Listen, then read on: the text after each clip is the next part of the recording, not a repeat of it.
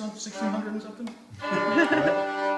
He wants to know about the violin, Daddy. What's your date on the violin? What? The date. The date on the violin. 1632. 1632. 1632 violin. Song for Kelly. Take one on 1632. Yeah? Okay.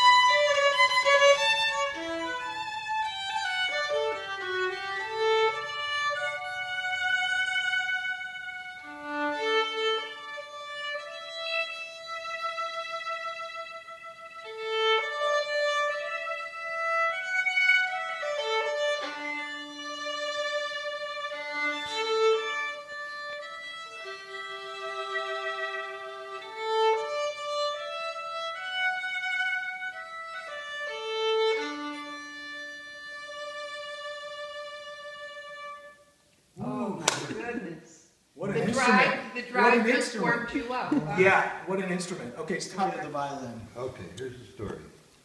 My great-grandfather, living in Russia, where's the place we're having all the trouble right now? Oh, I forgot the... In the Ukraine. Ukraine. Yeah, near Kiev.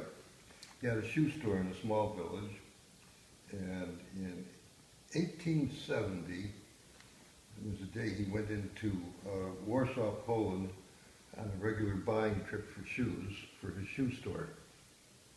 And in the evenings, he had nothing to do but walk around the city.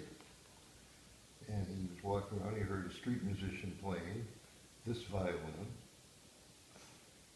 That was in 1870.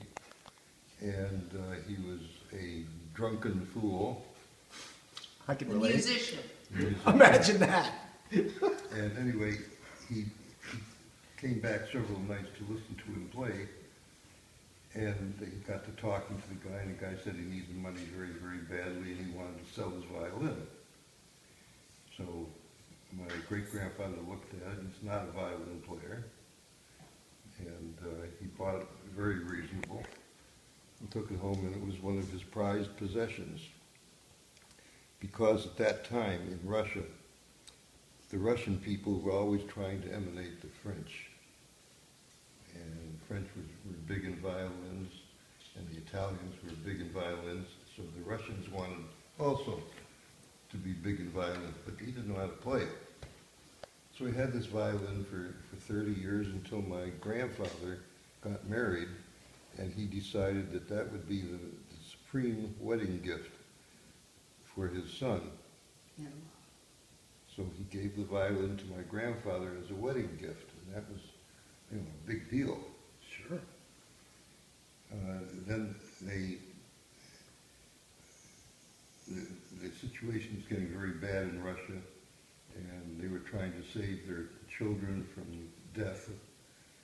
So the two parents, my grandfather's parents and my grandmother's parents, made a deal to marry their son to their daughter, and the two families chipped in, and they sent this small family. It took about 6 years till he got ready to go, but they sent the family to the United States.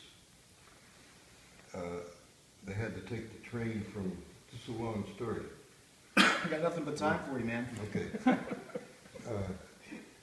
They had to take the train from Kiev to Marseille, France, to where the ship left from.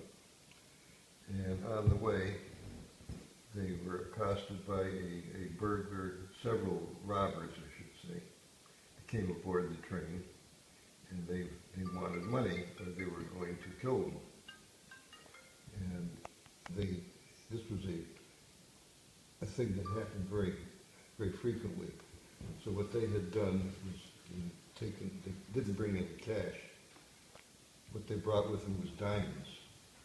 And they had them sewn in the hems of my grandmother's skirt. But these robbers were so savvy that they knew that's what everyone else was doing the same thing. So they took the baby that they had, my grandmother's baby was 6 months old. There was 3 other children. And they picked it up by its feet, upside down, and said, and she said, "Give me my baby back." And they said, "We will.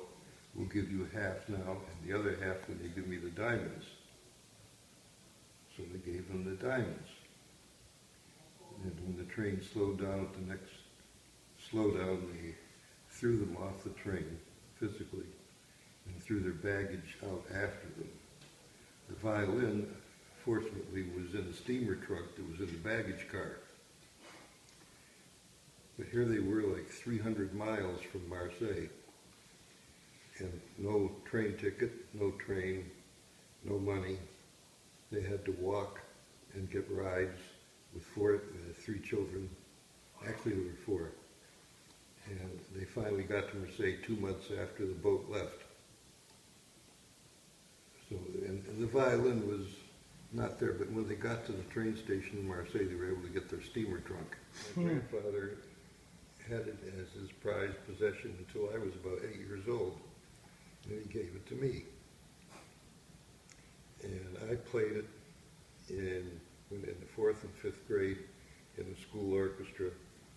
But I never in my old age, I picked it up and I tried to play it again, and now I play with it.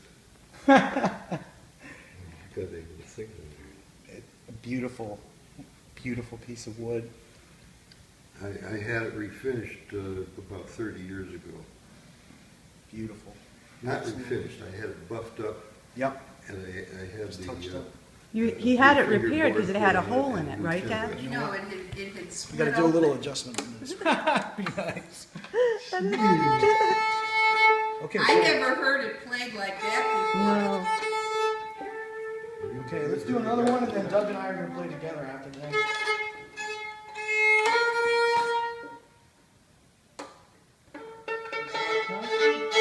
So this has a dark on the tone side. This is a dark violin, so that's good. Obviously, it's aged, and certainly looks to be from the 1600s, and an excellent piece of wood. Excellent piece of wood. Has a great low tone. Not a lot of shrill on the highs, which is it's a beautiful thing. Wow.